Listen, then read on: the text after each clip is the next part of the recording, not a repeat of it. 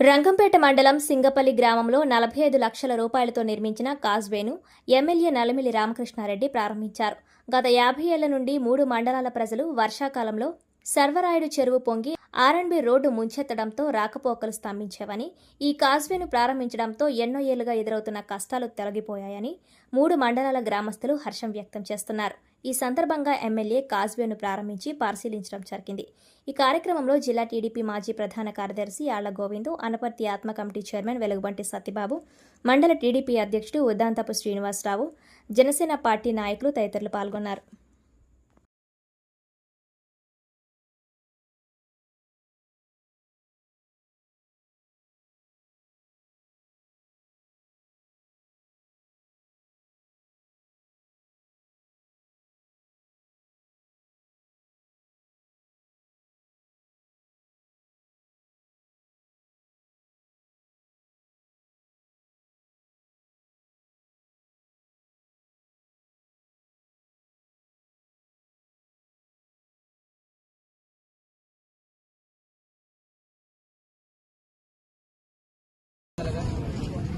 తర్వాత ఏదో ఎరవడం ఏదో మళ్ళీ చేంజ్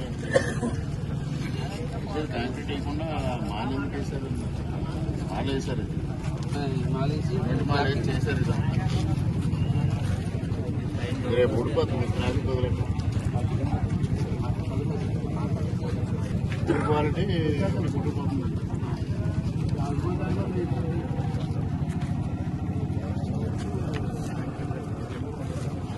డ్యూరింగ్ ఎంతకాలం చేశారు సార్?